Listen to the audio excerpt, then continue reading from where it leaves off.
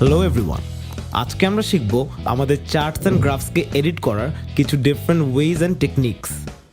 আমরা যখন Microsoft এক্সেলের charts তৈরি করি, এক্সেল চার্টসগুলোকে কিছু ডিফল্ট শেপ ও কালার দিয়ে তৈরি করে।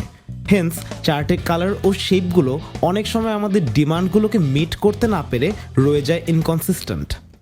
ফর এক্সাম্পল, আমাদের সামনে যে চার্টটা দেখতে পাচ্ছি, এখানে আছে ব্লু, অরেঞ্জ ও অ্যাশ কালার। সিন্স এইটা একটা 10 মিনিট স্কুলের ভিডিও, এই চার্টটা কিন্তু আমাদের কোম্পানির কালার্সের ভাইবটা প্রপারলি দিতে পারছে না। হেন্স আজকে আমরা এই চার্টটাকে এডিট করে আমাদের কোম্পানির জন্য সুটেবল বানিয়ে তুলব। প্রথমেই চার্টটা সিলেক্ট করলে উপরে চলে আসছে আমাদের চার্ট ডিজাইন ট্যাব।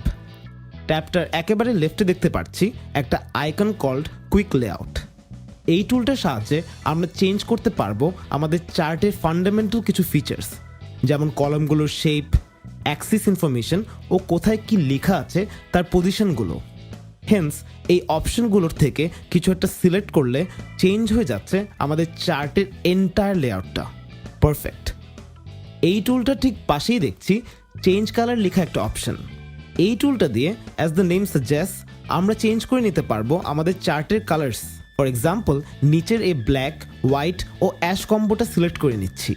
এবার আমরা আমাদের চার্টের হেডিংয়ে গিয়ে টাইপ করব অ্যাকাউন্ট ম্যানেজার্স ও চেঞ্জ করে নিব আমাদের ফন্টার কালার। এইবার দেখো আমাদের এডিটের চার্টটা কিন্তু হালকা 10 ms ভাইব দিচ্ছে। অ্যামেজিং। আমাদের এডিটিং অপশন কিন্তু এখানেই শেষ নয়।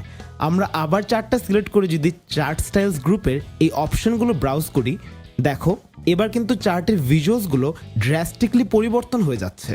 তো তোমরা এই ড্রপ ডাউন অপশনটা সিলেক্ট করে এক্সপ্লোর করো অ্যান্ড দেখো কোন চার্ট স্টাইলটা তোমার ফেভারিট।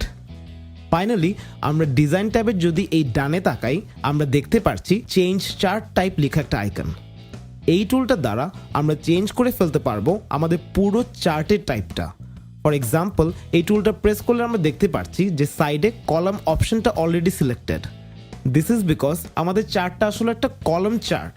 হেন্স এবার যদি সাইডের এই বার লেখা অপশনটা সিলেক্ট করে ওকে প্রেস করি, দেখো এবার আমাদের চার্টের আর কলামস নেই। আমাদের চার্ট এখন পরিণত হয়েছে একটা সাইড টু সাইড বার চার্টে। এবং এভাবেই এই টুলটা ইউজ করে আমরা চেঞ্জ করে ফেলতে পারি আমাদের চার্টের ভিজুয়াল ফর্ম ও টাইপ। তো this is all for this video. Next ভিডিওতে আমরা শিখবো আমাদের চার্টসগুলোকে এডিট করার ফাইনাল কিছু techniques. So thank you for tuning in and I wish you all the best in your journey to becoming an Excel expert. Have a nice day.